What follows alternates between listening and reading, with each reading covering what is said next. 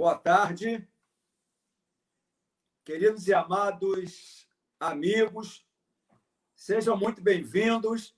Agradeço a participação de cada um de vocês aqui na nossa live, que é levada ao ar sempre aos sábados, às 14 horas.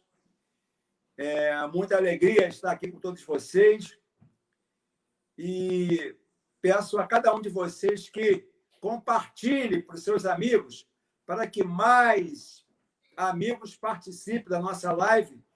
E hoje vamos falar, entrar um pouco nessa matéria no nosso idioma português. Hoje a convidada é uma grande amiga, uma muitíssima amiga de muitos anos. Trabalhou na Polícia Militar como fisioterapeuta e hoje ela é professora em Brasília de português. Então, fico muito feliz de ter essa convidada hoje aqui, a nossa amiga Cláudia Merson. Ela é professora já há alguns anos, né? E como o filósofo grego Pitágoras já dizia, educai as crianças para não ser preciso castigar o adulto amanhã. Então, isso aí é fundamental. Então, para quem é professor e policial, resume muito bem o momento atual que estamos passando, né, de muita criminalidade, muita violência. É sinal que a frase marcante, né, o axioma marcante de Pitágoras não está sendo atendido. Educar a criança para não castigar o adulto amanhã. Então, eu queria aqui chamar a Cláudia Merson. Por gentileza, seja muito bem-vinda. Boa tarde, Coronel. Boa tarde, amigos do Facebook, amigos do Coronel Rabelo. É um prazer estar aqui. Amigos da Cláudia também, né? Que bacana. Tem uma porção de gente já entrando aí. Ó, Maurício Gomes, um grande amigo. Tá chegando aí. Cláudia, é uma alegria muito grande tê-la aqui. Nessa pandemia, a gente não pode se ver. Eu estava sempre indo em Brasília pelas essas lutas políticas, mas com a pandemia, a gente não consegue mais viajar, é muito ruim. Então, vê-la aqui pela internet, olha a Eva Maria aí chegando aí, vê-la aqui pela internet é uma alegria indizível. Muito obrigada. De você, igualmente. Depois que você casou e foi para Brasília, nos abandonou, mas aí a saudade fica, né? Não, mas eu não abandonei, não. Continuo no coração. Então tá. Eu preparei algumas perguntas para lhe fazer. Ok. Podemos seguir assim? Claro. Você concorda? Com certeza. Então, é bom que aí vai mediando, não é isso? Vamos lá. A primeira pergunta é a seguinte. Aliás, é duas perguntas em uma só. O que é ser professora e como é ser professora no nosso país? O que é ser professora? Para mim, é um grande prazer, né? Assim, eu sou apaixonada pela minha profissão. Eu acho que ser educador, né? Ser professor tem que ser educador e não necessariamente ou apenas ensinar conteúdo, né? Então eu tenho paixão pelo que faço, né? E é um grande desafio ser professor no nosso país, principalmente na educação pública, que eu também trabalho na educação pública aqui em Brasília, né? Eu era policial, assim, da área de saúde aí, e vim para cá, trabalhei 10 anos na rede particular, e aí depois de 10 anos eu consegui, fiz o concurso público para a secretaria, e hoje eu também sou professora da secretaria. Então, é um desafio. Muito bom. Muito bem. As dificuldades são muito grandes, ser professora aqui no Brasil é muito Sim. grande? Sim, porque parece a impressão que se tem que ela não tem o seu devido valor, né? O que eu observo é que, e é um valor que não só pelas políticas públicas, né? Mas pela própria sociedade, né? Principalmente na periferia, que é onde se tem mais necessidade de que essa educação chegue, né, para mudar o contexto social daquela comunidade, daquela periferia. Mas o que às vezes se percebe é que, desculpa a expressão, mas parece que a escola passou a ser um lugar para colocar o filho no momento em que o pai está trabalhando, né? Então, a escola hoje assume um papel que divide, né, a questão da educação. Ela assume a parte de psicólogo, o professor é psicólogo, o professor é assistente social, né? E aí acaba que sobrecarrega justamente essa questão do aprendizado, das demandas que seriam necessárias, né? E, nesse caso, acho que a família tem que estar muito próxima, né? Não dá para a gente pensar em educação sem ter essa família educando também, né? Junto conosco. Então, eu penso isso. Então, é fundamental que os pais colaborem com a escola, né? Com certeza. É fundamental isso, né? Escola, aluno, né? A escola sendo direção, professores, todos os funcionários envolvidos no processo. O aluno, porque se ele também não quiser, não tem jeito, né? E a própria família, né? Dando esse suporte. Então, isso é muito importante. Ótimo. Eu tenho uma outra curiosidade, Cláudia. Uma outra curiosidade.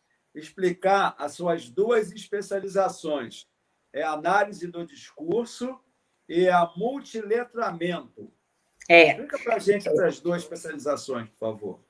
Então, a minha graduação foi português e literatura, porque eu sou apaixonada pela leitura. Só que quando eu comecei a trabalhar, e aí a língua portuguesa ela é dividida, assim, ela tem 3 frentes que, claro, estão juntas, né? Mas a produção de texto, são as redações, né? A parte linguística, que é a estrutura da língua e tal, e a leitura, que vai caminhar ali, perpassar pela literatura. E aí, quando nós nos formamos, professores de língua portuguesa, mas que têm essas 3 frentes, né? E hoje a gente precisa entender que não existe essa separação, porque quando você faz uma leitura, você faz uma análise de texto, você interpreta, não é isso? E quando você escreve, você também está usando a questão linguística, da gramática, normativa, e, enfim, uma série de questões, né? Agora, a análise do discurso é quando a gente vê quando você pega um texto, e quando eu falo texto, não necessariamente vai ser um texto escrito, sabe? Não, eu pego qualquer texto, né? Uma obra de arte é um texto não verbal. Uma propaganda na televisão é um texto que é um texto verbal. O texto verbal tem palavras, né?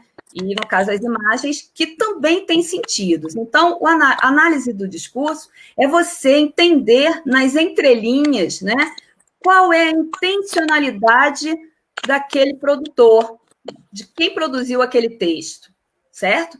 A partir desse momento que você analisa, você passa a ser um leitor crítico, né? Hoje em dia aí, tantas fake news, e aí você engole tudo? Não, você tem que passar a ser um pesquisador do seu idioma, da sua língua materna, né? Peraí, você tem que desconfiar sempre. E, claro, com a sua pesquisa, você vai encontrar respostas que vai te satisfazer naquela análise. Não, eu concordo com essa opinião. Tanto é que quando eu estou dando aula, né, eu sempre falo para os meus alunos que eles precisam buscar outras fontes. Saiu um texto jornalístico, sei lá, da Veja. Aí tem lá, por quê? Aquela questão. Mesmo o texto jornalístico, que deve ser um texto objetivo, que transmita a realidade, esse é o objetivo do texto jornalístico, mas é feito por alguém. E, querendo ou não, às vezes passa nesse texto, mesmo no texto dissertativo, argumentativo, passa aquela visão daquele escritor, não é isso? E aí, você não é obrigado a concordar com aquele argumento, com aquele posicionamento. Você tem que buscar outras fontes e daí você tira a sua própria conclusão. E você passa a fazer um outro texto, não é isso? Isso é análise do discurso, é você perceber a intencionalidade do discurso. E o multiletramento, o século XXI chegou com novas tecnologias, né? E essa coisa, assim, embora a minha experiência como leitora tenha sido com os livros, né? E que é fantástico, mas hoje existem outros letramentos, não é isso? Existem outras tecnologias e que você acaba dominando, porque você está visualizando.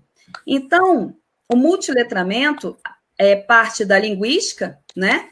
Que vai mostrar que esse professor, em sala de aula, para ensinar tanto a língua materna quanto qualquer disciplina, porque existem textos, né? Por exemplo, a matemática. A matemática é um texto. Muitas crianças, muitos alunos não têm dificuldade na matemática porque não conseguem interpretar o texto, não conseguem interpretar um gráfico. Então, isso passou a ser uma atribuição, né, do professor, de um modo geral, e de língua também, né, de língua portuguesa, de o menino poder identificar um mapa. É a geografia, mas tem a ver com letramento, tem a ver com esse multiletramento. E as tecnologias, que os nossos pequenos, né, você estava aí ainda há pouco com a sua netinha, colocando, né, o celular. Então, eles já dominam, eles nasceram nessa tecnologia.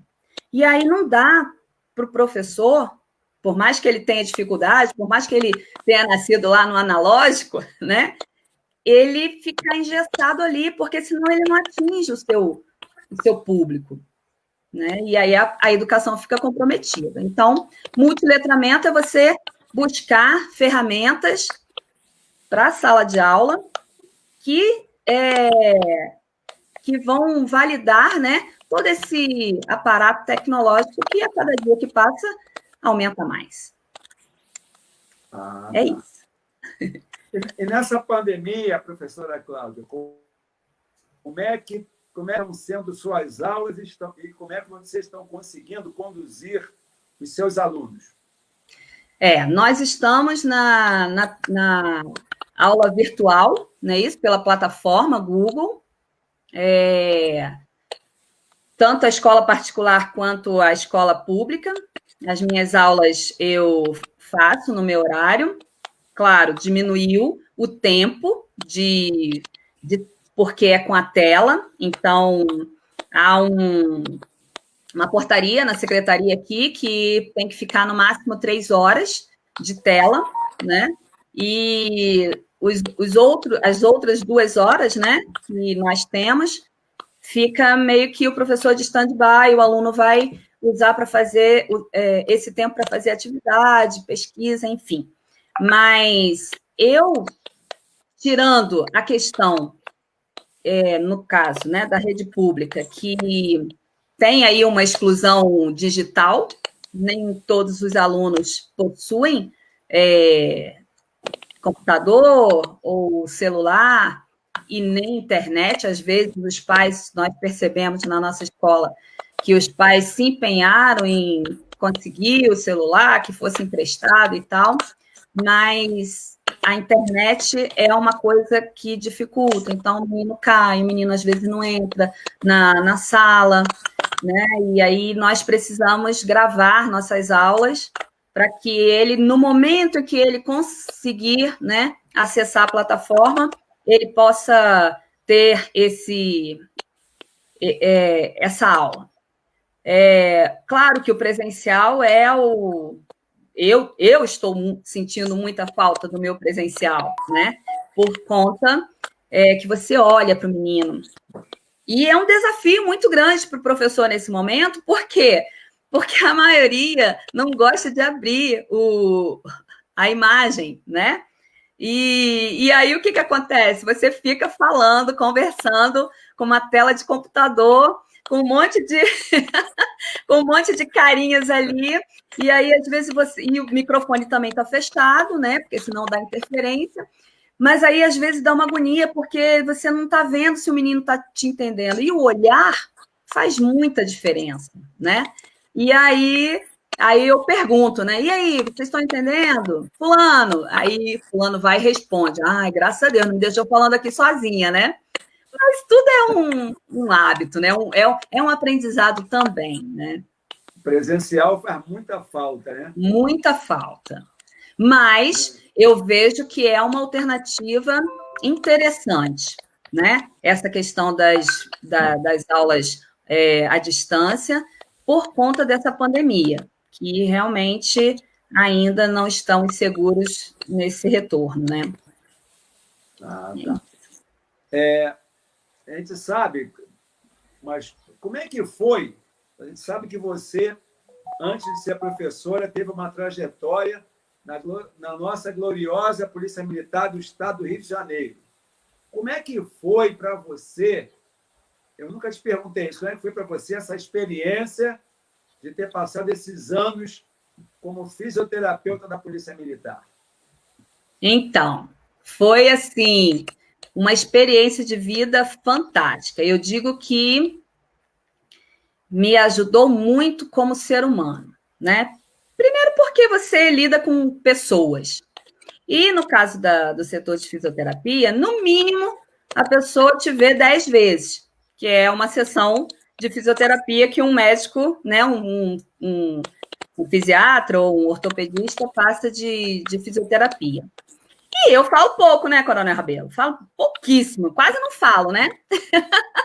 E aí, conclusão, como eu falo muito, né, eu acabei conhecendo muitas pessoas que são queridas, são as minhas amigas, o senhor, por exemplo, né, meu amigo até hoje, e as histórias, né, que você acaba ouvindo e conversando e compartilhando, faz você crescer como ser humano, né? Então, assim, foram 10 anos de serviço público no Rio de Janeiro, como na área de saúde, né? Foi muito bom. 7 anos eu fiquei no HCPM, que é o Hospital Central, e 3 anos eu fiquei na academia de polícia, que lá tinha um setor médico, né?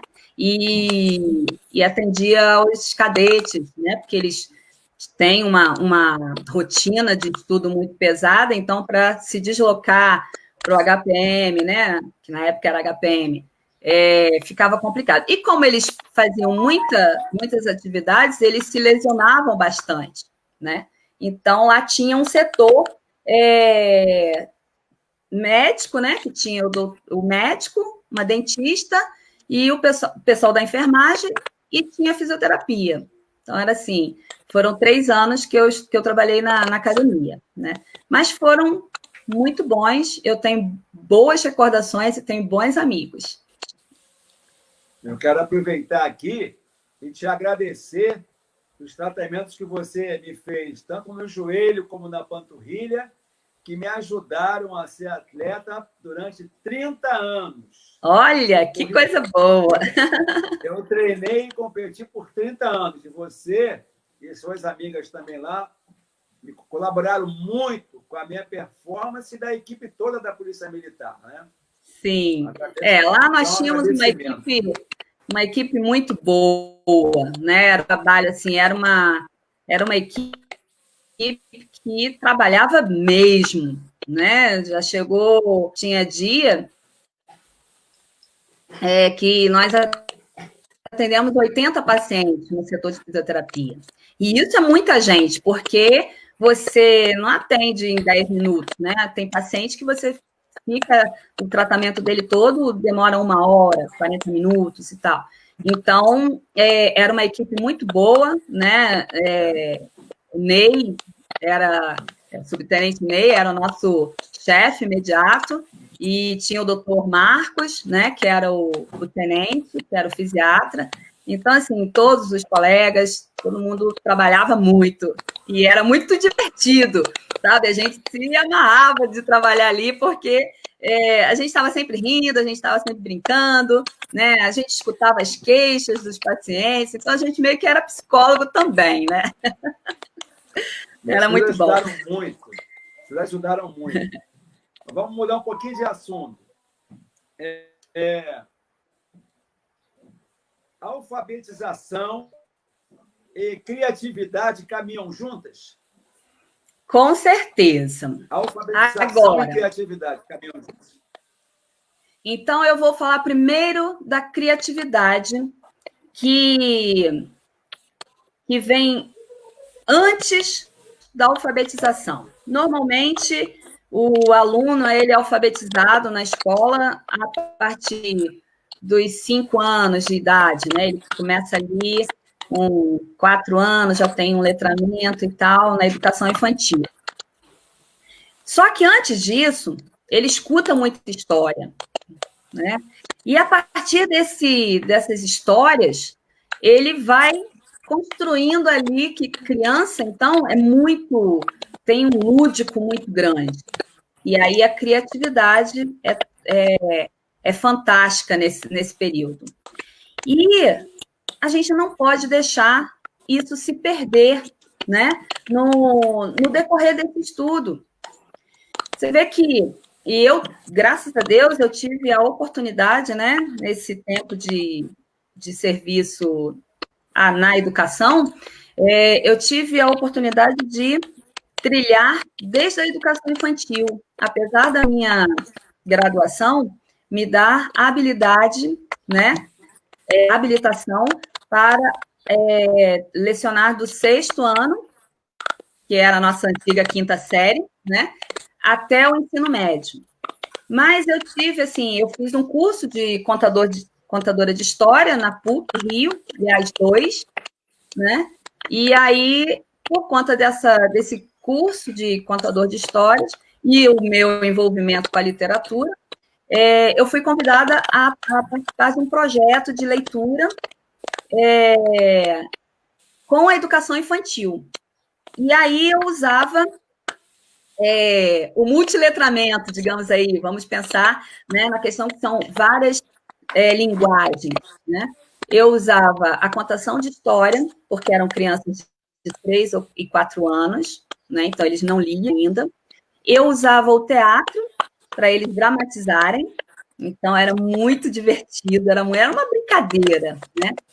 E eu usava também as técnicas de desenho, a partir dali, eles usavam o desenho, na outra aula eu falava sobre, eles desenhavam, então, assim, eles contavam a história, né?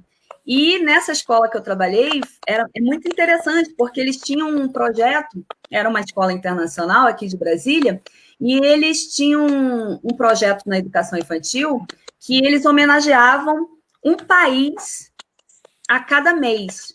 Então, qual era o meu trabalho? Era pesquisar, né, um escritor que tivesse essa voltado principalmente para a história infantil, né, para poder eu ter ali o meu público, e ali a gente desenvolvia toda as professoras também, né, do currículo básico, desenvolvia todo o conhecimento, né, sobre aquele autor, sobre aquela obra, sobre os personagens. Então, assim, era riquíssimo, né, foi riquíssima a minha experiência na educação infantil. E a contação de história começa a desenvolver essa criatividade.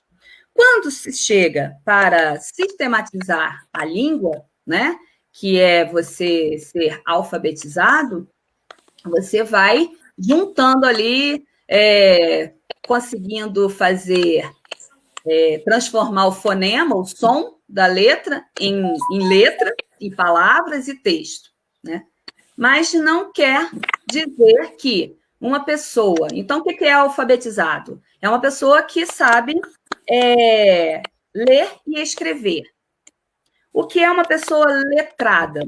É aquela que consegue usar a língua, ela consegue interpretar, né, aquele texto, tanto o que ela escreve, quanto o que ela lê. E aí, de novo, eu vou reforçar. Não necessariamente o texto escrito, certo? Mas, assim, todo tipo de texto. A imagem, então você vai fazer. E aí, conseguir transportar aquela imagem, aquela percepção que você tem do texto não verbal para um verbal, essa criança, esse aluno, essa pessoa é letrada, certo?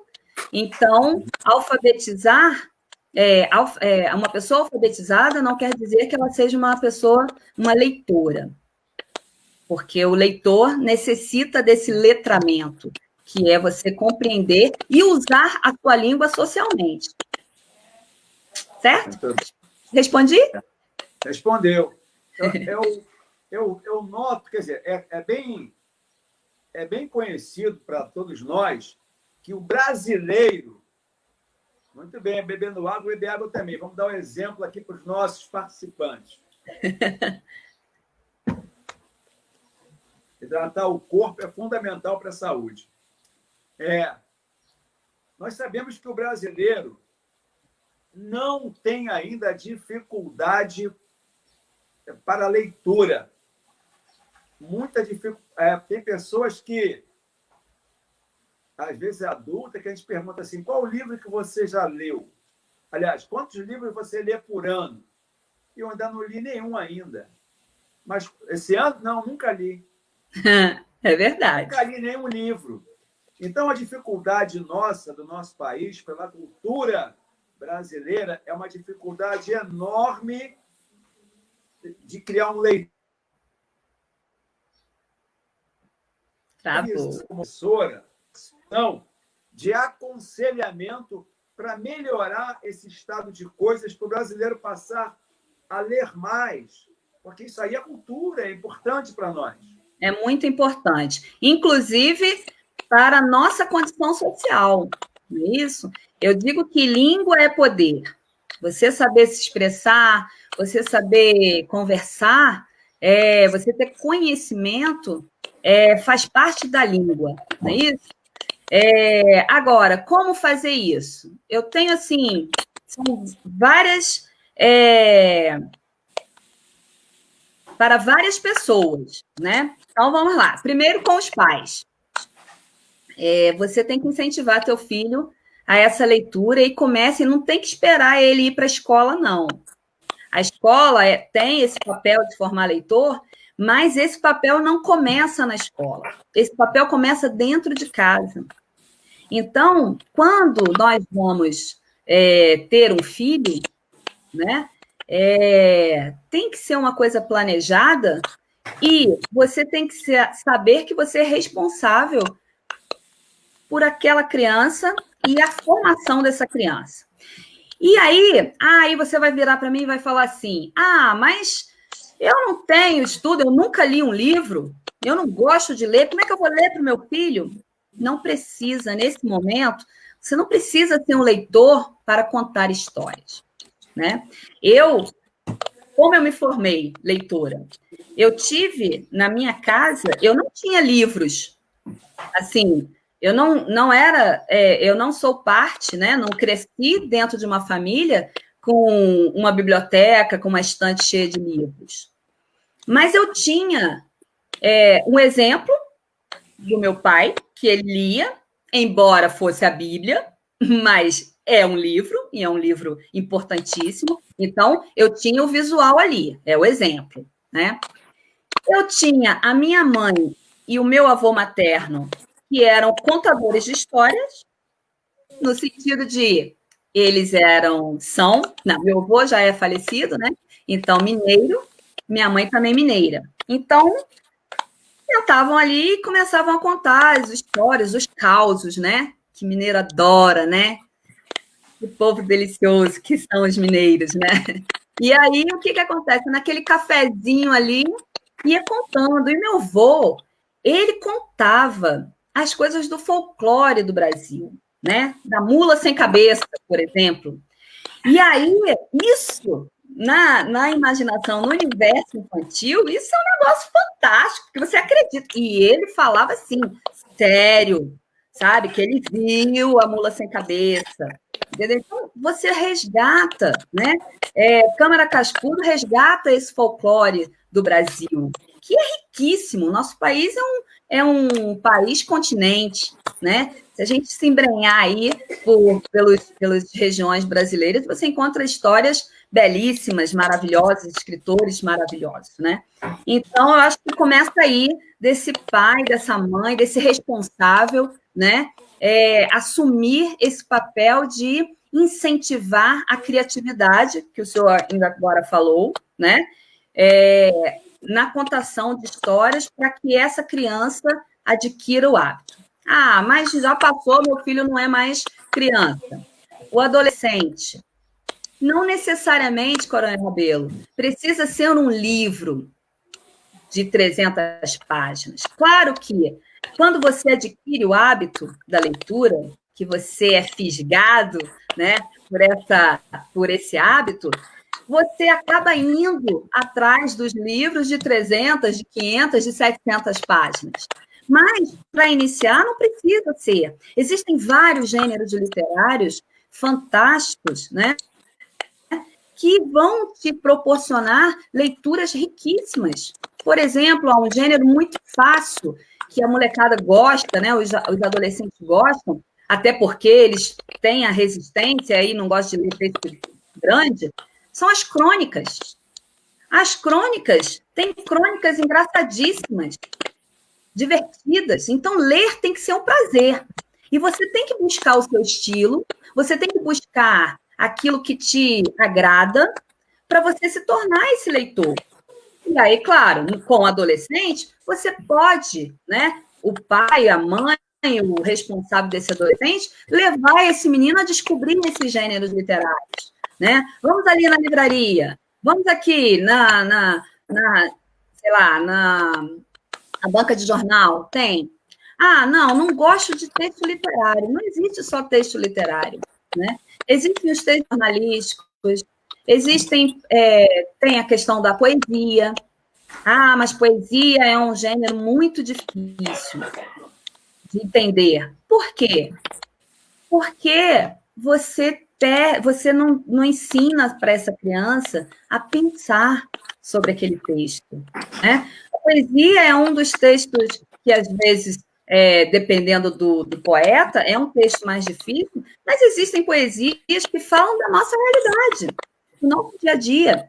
Então, você tem que buscar justamente fazer essa... primeiro, descobrir qual gênero de texto que você gosta. Existem vários, né? Eu trabalhei aqui na periferia de Brasília, no Paraná, e eu levava na época, na escola que eu comecei a trabalhar, depois que eu entrei para o serviço público, não tinha biblioteca. E aí, o que eu fiz? Peguei um carrinho uma mala, uma rodinha, coloquei um monte de livros e levei. Então, tem um dia na minha sala de aula que é o dia da leitura. É o momento, aquela aula é só para eles lerem. E aí eu colocava todos os livros em cima e eles levavam. E aí, o que eu percebi? Pela falta de letramento, que mesmo os meus alunos no 6º ano, 7º ano, eu percebia que alguns apresentavam, né? O menino era alfabetizado, mas não era letrado, eles iam e gostavam mais dos gibis. Ah, mas gibi não é uma leitura interessante. Quem disse? Tem tanta coisa legal ali, tem tanto ensinamento, e aí entra de novo a interferência do adulto, né? Do pai, do professor. O que você entendeu dessa leitura? O que esse texto está informando? E você conversar, dialogar sobre aquela leitura. Nesse momento, a aprendizagem, né, do contexto fica para o aluno, fica para o filho. Né? Então, acho que formar leitor, eu acho que é perseguir, primeiro, saber se conscientizar de que é importante, e segundo, buscar, né, os textos que mais agradam. Então, eu percebi aí que os pais, contadores de histórias, têm uma influência muito grande na formação da criança, né? Com certeza. Eu acredito nisso muito fervorosamente. Ah, tá. E essa conversa, esse diálogo em casa, né? Hoje em dia, principalmente, as pessoas estão muito ligadas ao ter, não é isso? Ah, não, eu vou comprar isso daqui. Alguns pais chegam à escola e falam assim, quando o menino tem muito problema de indisciplina e tal, né? Assim, professora, eu não sei mais o que fazer com esse menino. Aí você olha assim, e aí, mãe, se você não sabe, você pensa, né? Você não vai falar isso, né? Se você não sabe, o que eu vou fazer, né? Eu disse, não aguento mais. Aí começa. Não, eu já dei celular, eu já dei tablet, eu já comprei tênis novo. E aí, você para e pensa, não é isso que vai mudar aquele comportamento, né?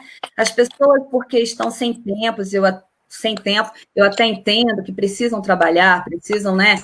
Muitas vezes colocar o pão, né? A mãe sai para trabalhar, só sai de manhã cedo, o menino está dormindo, volta, o menino está dormindo, né?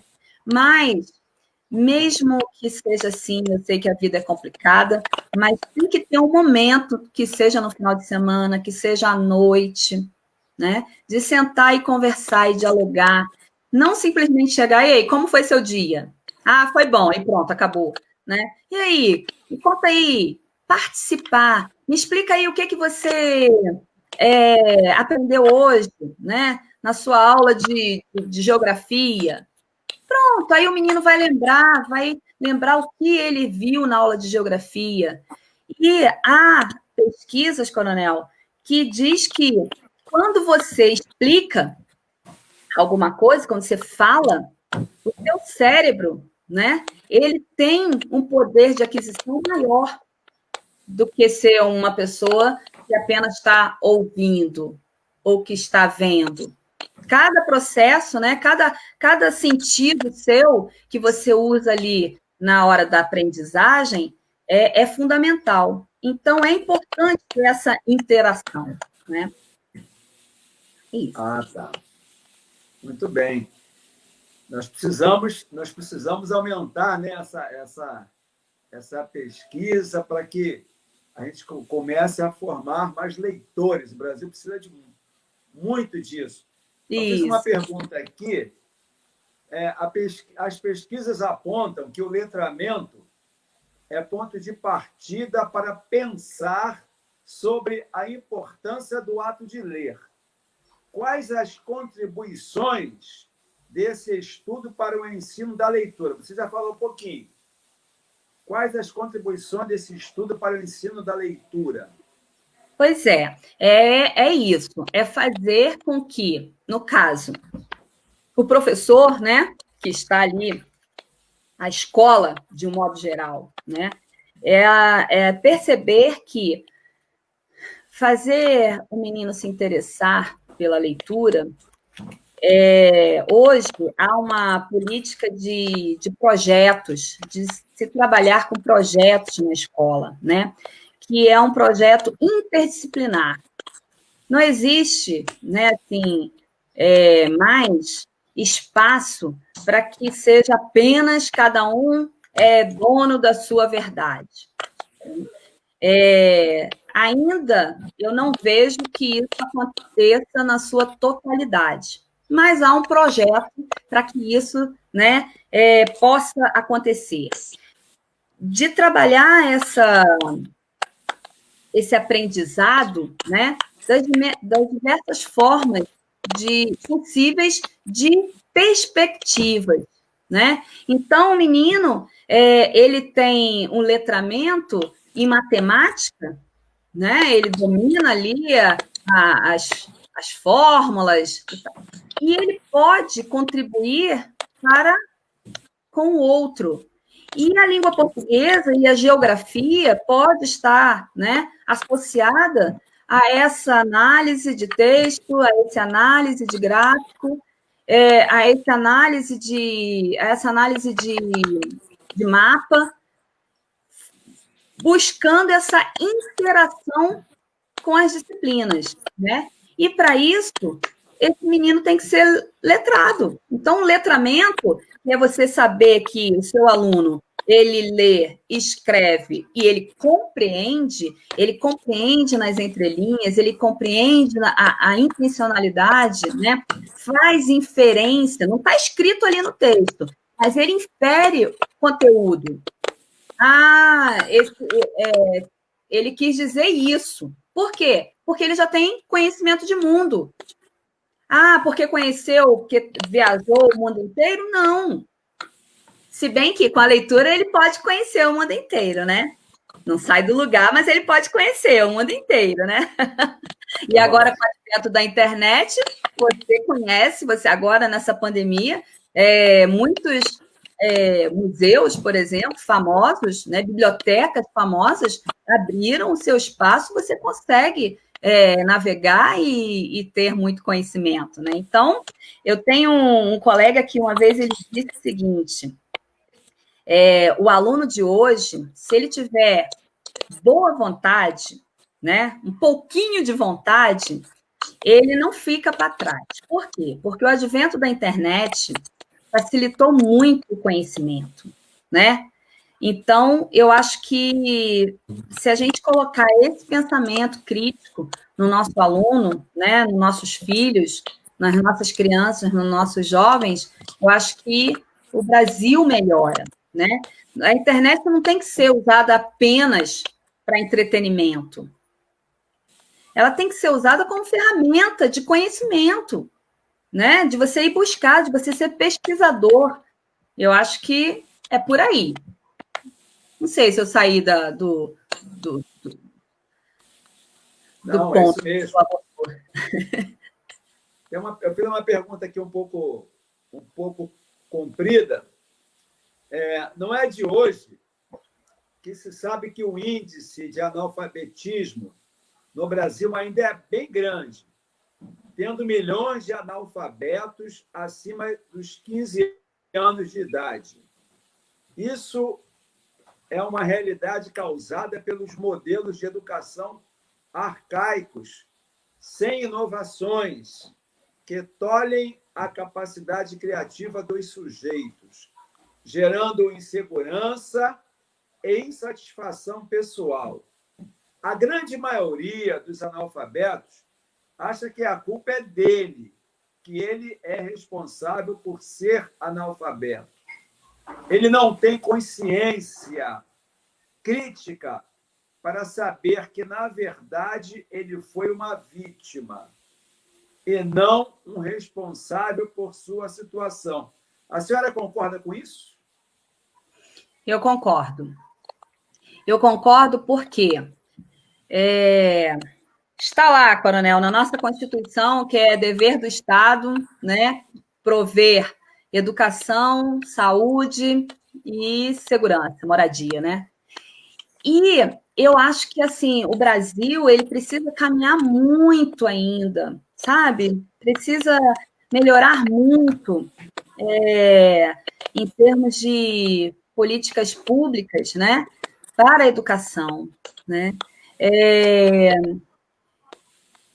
É uma coisa assim, o analfabeto funcional, que é esse, né? Que sabe escrever, sabe ler, mas não sabe interpretar, não sabe ter esse olhar crítico diante do seu texto e do texto lido, ele é vítima, sim, desse processo.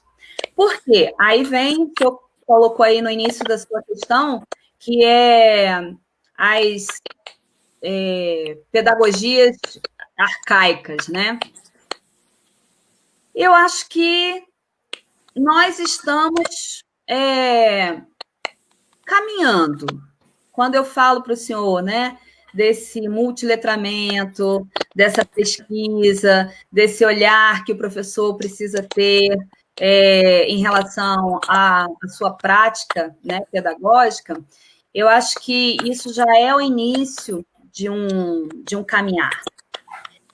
Mas eu vejo também que existem pessoas que são muito engessadas, né? O novo apavora, né?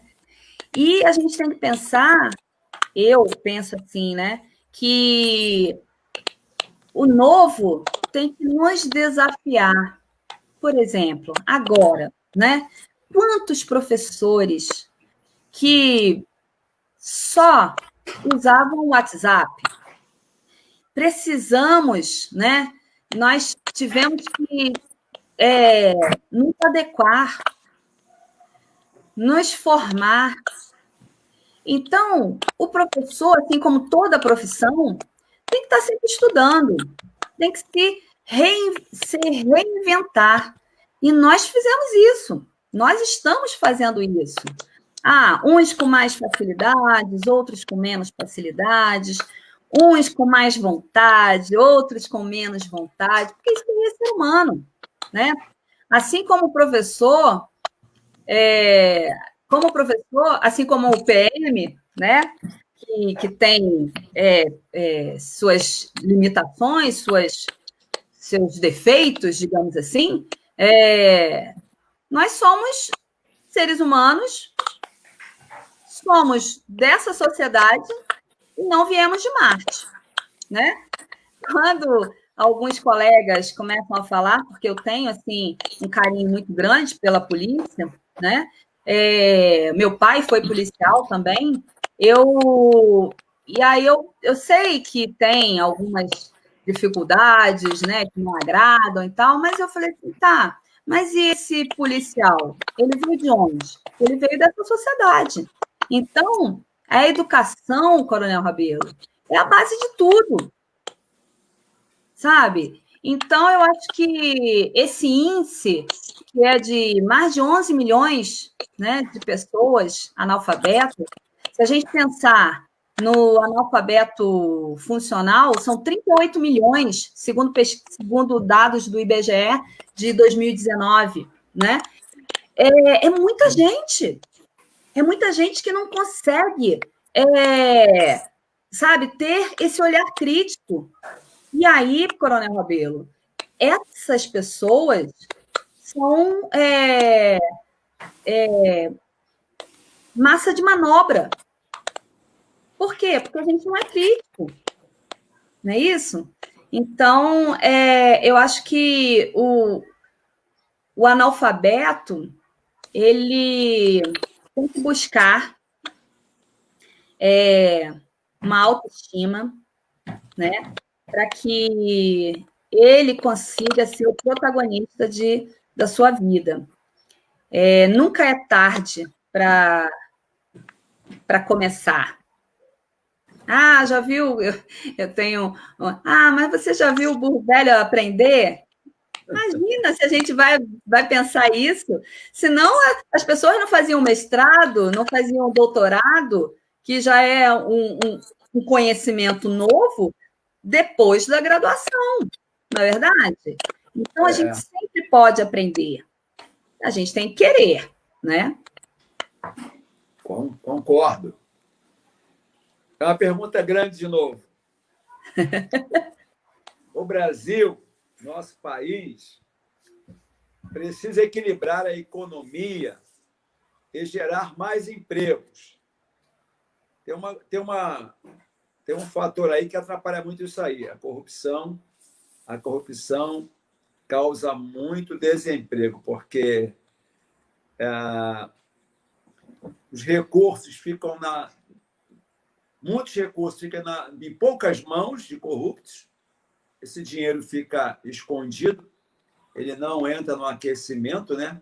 Não aquece a economia, e aí gera muito desemprego e até falência de muitos empresários, porque a economia não está aquecida. E quanto mais corrupção, piora isso. Mas vamos lá. O Brasil precisa equilibrar a economia e gerar mais empregos. A equação é complexa diante de tantas adversidades. E o cenário é provocador. De acordo com o levantamento, só no Brasil, são 38 milhões de brasileiros considerados analfabetos funcionais. Aqueles que driblam as dificuldades do dia a dia sem saber entender ou se expressar por meio de letras e números. O analfabetismo funcional é resultado de ausência de políticas públicas? Sim, de certa forma, eu meio que respondi um pouco sobre essa questão do analfabetismo funcional, né? Porque esse é um conjunto de coisas, Coronel, né? Quando a gente fala eu falo, né, que nessa família tem que ter o hábito da leitura, a contação de história, mas a realidade é tão difícil para alguns. São famílias desestruturadas, né? São famílias que têm muitos problemas sociais. E que, por exemplo, muitas vezes o aluno vai para a escola que é para sair daquele contexto. Ele não quer ficar ali. No ano passado, eu trabalhei numa escola, eu trabalhava no vespertino, eu chegava 1h, 1h10, e muitas vezes eu ficava lá para almoçar, porque a gente tinha reunião pela manhã, né? Eu ficava o dia todo na escola. E aí eu saía para almoçar e voltava. Quando eu saía para almoçar, meio-dia, eu já tinha aluno ali na porta da escola. Muitos alunos vão para a escola e nessa área que eu trabalhei, é uma área que é de carência mesmo, né? Então, o lanche é comida, não é biscoito, não é lanchinho, né? Comida mesmo. Baião de dois, galinhada, que eles adoram, né? E a gente sabe de realidade de alguns alunos que é a única alimentação que ele fazia durante o dia inteiro. Como que esse menino vai buscar esse letramento, né, com a barriga vazia, com fome? Então, antes, né, de ter isso, a gente precisa ter uma sociedade mais justa, sabe? Com mais apoio, com mais orientação, trazer essas famílias, no caso, a escola assumiu esse papel, trazer essas famílias para ter orientação, sabe? Serviços públicos de qualidade, de saúde, enfim, né? Eu acho que há essa desigualdade e eu vou falar, cada dia que passa fica mais difícil porque as pessoas estão esse analfabeto funcional, né? Ele tem uma autoestima muito baixa, ele não acha que é capaz. Ah, não! Não, professor, mas para que saber isso? Não. Coronel Rabelo, eu trabalhei numa escola bem no início do meu trabalho na secretaria e foram duas situações assim que me chocaram, né? A primeira, que aí foge um pouco desse quer dizer, foge não, está totalmente dentro do contexto. No 6º ano, eu tive a primeira vez na minha vida como professora, eu já trabalhava 10 anos na rede particular, né? Mas foi a primeira vez que eu encontrei um analfabeto na minha sala de 6º ano. Ou seja, você chegar ao 6º ano, tem que estar alfabetizado, tem que saber ler e escrever. Mas interessante que ele escrevia, ele tinha uma letra bonita até. Mas quando eu peguei a prova dele, assim, eu fiz com um mês de aula, né? Eu dei um testezinho para saber e tal, então tinha interpretação de texto e tal. Quando eu li aquela prova, aquele textinho, eu não entendi nada do que aquele menino escreveu. Tinham letras, né? Tinha vocábulos ali, mas eu não entendi o quê. Aí eu fiquei assim, olhando, sabe? Eu fiquei assim, parada, eu falei assim, meu Deus, o que é isso? Como aqui em Brasília, né? Nós temos, assim, várias pessoas de várias localidades do Brasil, né? Chegam e vêm e tal. E eu falei assim, meu Deus, será que esse menino isso daqui é um dialeto, né? De repente, uma comunidade que, sei lá, quilombola ou indígena, não sei. Eu sei que eu fui para a orientadora. Aí, antes disso, eu chamei o menino e eu falei assim, o que é isso aqui? Aí ele falou assim, é a minha prova. Eu falei assim, lê aqui para mim. Ele não sabia ler o que estava escrito, né? E aí eu falei assim, mas você veio de onde? Eu vim do interior. Aí o menino nem olhava para mim, né? Eu vim do interior. Eu falei assim, de onde? Eu vim do interior da Bahia. Depois eu fiquei sabendo que ele era do interior do Piauí. Ou seja, o menino nem sabia qual era o estado dele, né? Aí eu fiquei assim, eu falei assim, meu filho, lê essa palavra, lê esse texto. Aí eu peguei o texto e eu lembro que o texto começava com Paulo. E aí, ele conhecia a letra P, mas ele não conseguia ler. Então, ele era um copiador de letras, né? Eu falei assim, mas você estudava lá no seu lugar, né, na sua cidade? Estudava, sim, senhora. Eu falei assim, e corrigia, e o professor corrigia, porque aí eu fiquei assim, como assim, né? Ele corrigia. Então, o que eu imaginei, porque ele acabou não me explicando, né? É que ele sabia as letras, o formato das letras, mas ele não, e ele copiava tudo. Aí eu perguntei assim, mas sua professora corrigia a sua atividade? Sim. Eu disse, mas como que ela corrigia? No quadro. Ou seja, ele copiava tudo do quadro. Então, esse menino era analfabeto mesmo, porque ele tinha escrita, mas ele não sabia o que significava aquela junção de palavras, de letras ali, né?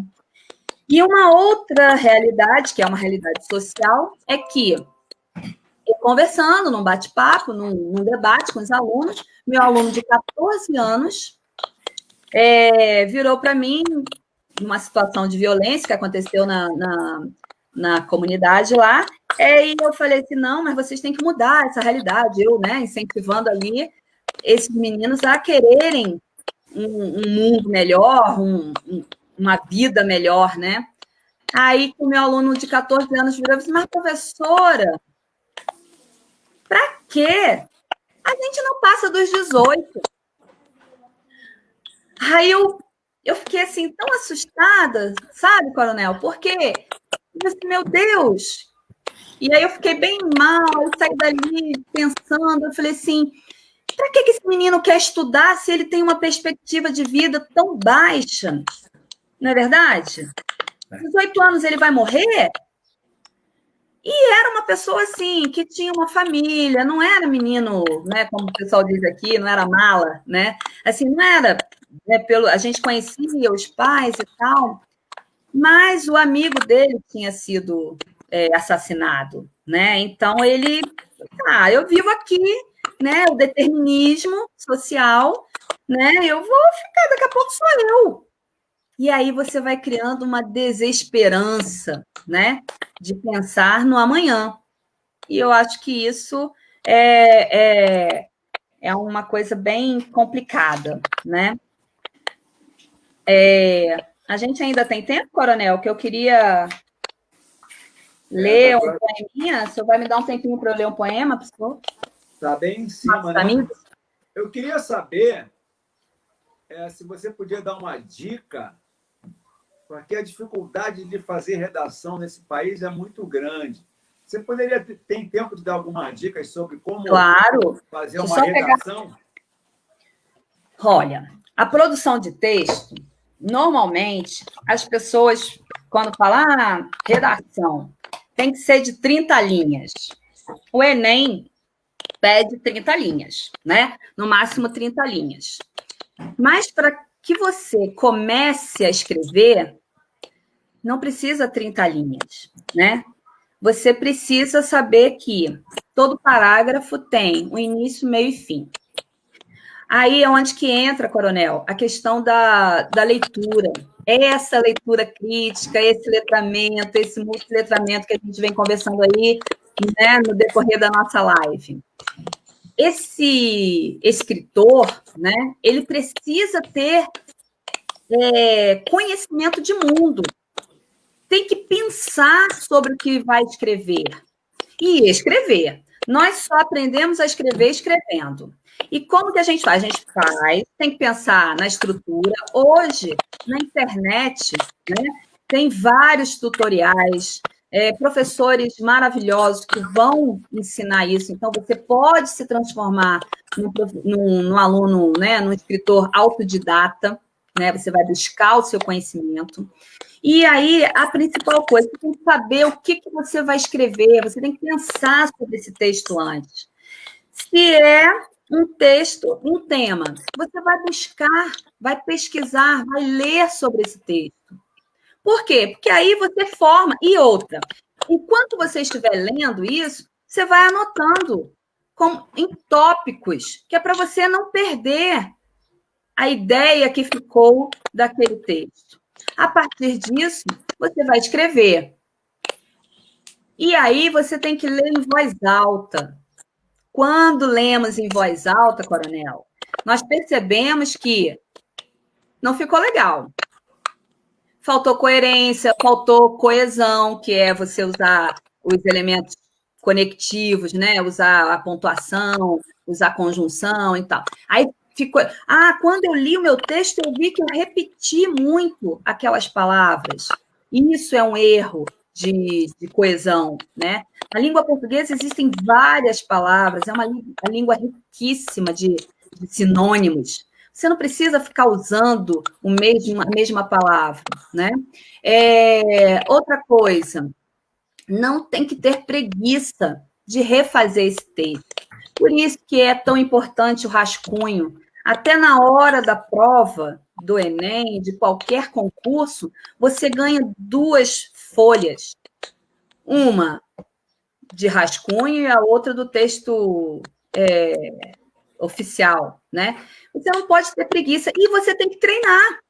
Tudo. O senhor, como atleta, o senhor sabe, né?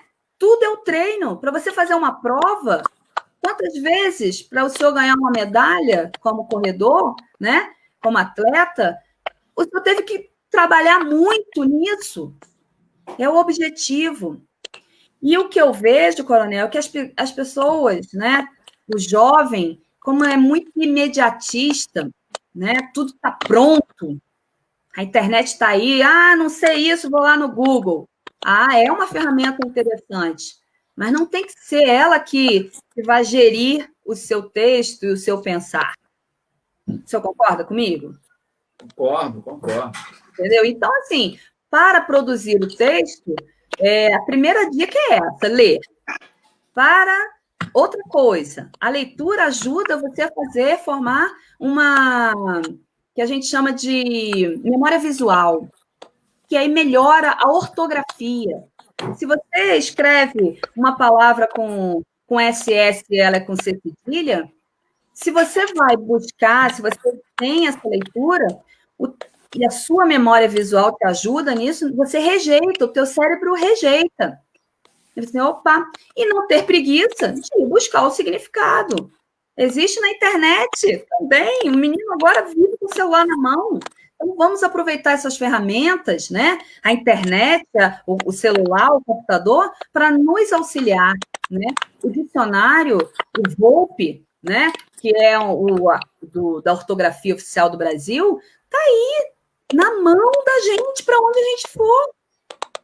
Diferente do nosso tempo, Coronel Rabelo, que lá na minha casa eu não tinha muitos livros, mas eu tinha a coleção da Barça, né? Que era aquela enciclopédia que você queria fazer uma pesquisa, comprava cartolina, não é isso? E buscava ali e fazia pesquisa naqueles livros. Hoje tem uma infinidade de possibilidades, né? Então, assim, tem que ter vontade e não pode ter preguiça. Não pode ficar com preguiça de passar limpo. Tudo bem. Você quer reler um poema, né? Porque o senhor falou que...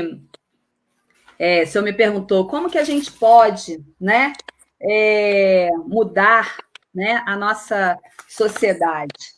Eu acho que tem que mudar todo mundo junto, sabe? E aí é cada um fazendo a sua parte, sendo beija-flor. Você conhece a história do beija-flor? Sim, conheço. Então, né, que ele vai lá pagar, fala, mas como é que você vai fazer isso? Mas eu estou fazendo a minha parte. Então, se cada um fizer a sua parte, que seja pouquinha, né, que seja uma pequena contribuição, mas se todos pensarem no futuro do Brasil, letrado, multiletrado, pensante, né, que não vai ficar engolindo tudo que acha que a mídia coloca e que se é fake ou não, que vai pensar, que vai ser crítico, não é isso? Então, aí quando eu estava pensando sobre isso, eu lembrei de um poema do João Cabral de Melo Neto, que é Tecendo Amanhã, que diz assim: um galo sozinho não tece uma manhã. Ele precisará sempre de outros galos. De um que apanhe esse grito, que ele e o lance a outro. De outro galo que apanhe o grito de um galo antes e o lance a outro. E de outros galos, que com muitos outros galos se cruzem os fios de sol de seus gritos de galo, para que amanhã, desde uma teia tênue, se vá tecendo entre todos os galos e se encorpando em tela, em todos, se erguendo tenda, onde entrem todos, se entretendendo para todos, no todo, que é amanhã, que plana livre de armação. Amanhã, todo de um tecido tão aéreo que tecido, né, uma vez feito, se eleva por si. Luiz Balão.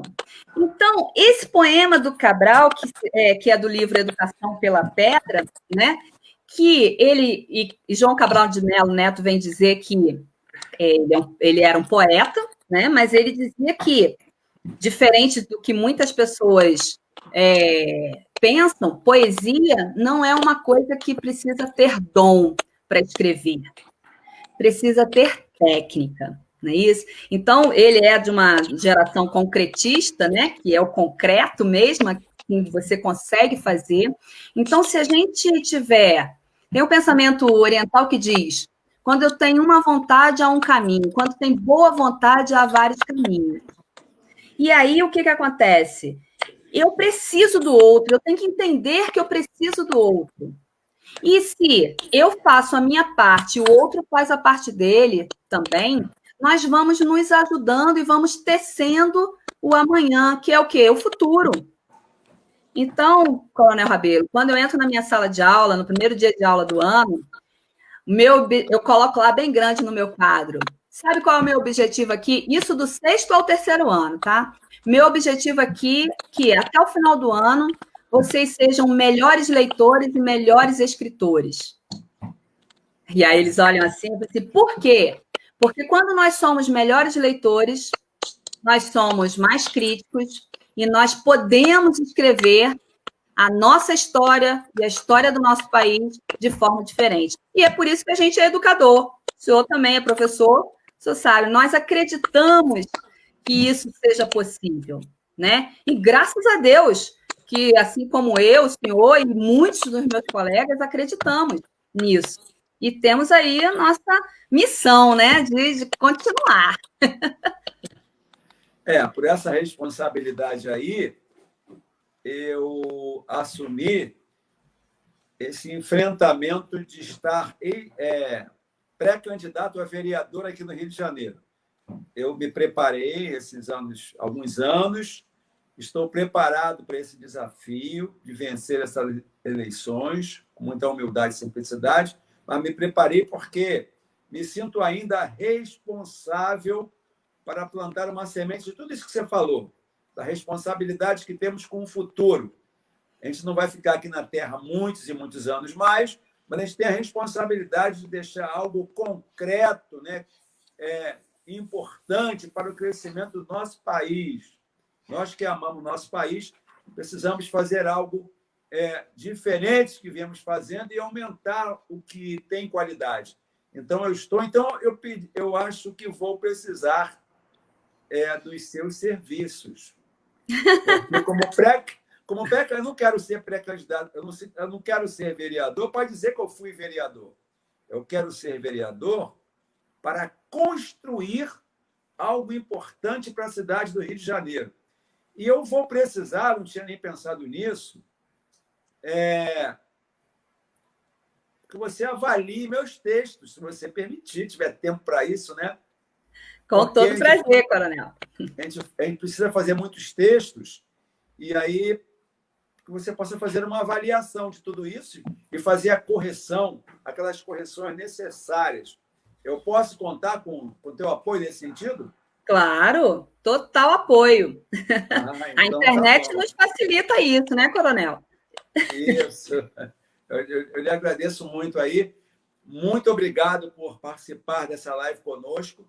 Fico muito feliz em vê-la, em tê-la aqui, mesmo de forma virtual. Foi uma alegria, assim, um prazer assim, imensurável, né? Muito, muito grande mesmo, muito profundo. E dar lembrança aí à tua família toda, né? Seus filhos, seu marido. Muito obrigada. Eu é que agradeço a oportunidade, né? Acho que eu não estou falando aqui só por mim, mas eu falo por uma classe, né? Que é tão importante no nosso país, que precisa ser valorizada, não só pelas famílias, mas pelo poder público, não é isso? Eu venho, o senhor sabe disso, né? Eu venho assim um pouco decepcionada com a política no nosso país. E quando o senhor, que eu soube que o senhor estava candidato já em outros anos, né? Eu questionei o senhor o porquê do senhor entrar nesse meio, né? Que eu acho que é tão importante, mas que nos mostra, né? A mídia mostra que não é levado a sério. E eu, conhecendo o coronel, que é uma pessoa séria, uma pessoa respeitada, né? Uma pessoa boa, do bem, e eu fiquei incomodada e eu perguntei. E aí o senhor me respondeu uma coisa muito boa, que me convenceu, né? Como analista do discurso, o senhor me deu uma resposta. E o senhor me falou assim, Cláudia, a política corrupta, né? Esse ambiente corrupto precisa ter gente boa lá. Aí eu, você não concorda? Aí eu concordo, né? E a outra coisa que o senhor falou, eu não preciso da política, a política é que precisa de mim, né? Então, por causa dessa sua resposta, e claro, né, o que eu tenho de conhecimento do senhor como pessoa, né, como um amigo que nem pensou, na época que eu conheci o senhor, eu nem falava de nada de política, nem nada.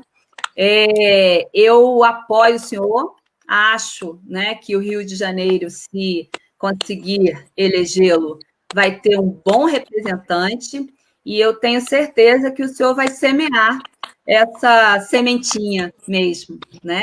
Então, eu faço muitos votos de que o senhor, com a sua seriedade, né, com o seu carisma, né, a sua simplicidade, possa realmente fazer a diferença, né? E buscar sempre eu espero, né, isso, que o senhor, como professor, que sempre foi a vida inteira, possa trabalhar em prol dessa educação, a educação básica no nosso país, que é o futuro.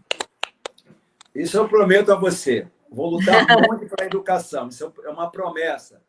É o campo educacional e para a Polícia Militar, não posso deixar de lutar, mas esses dois campos, né?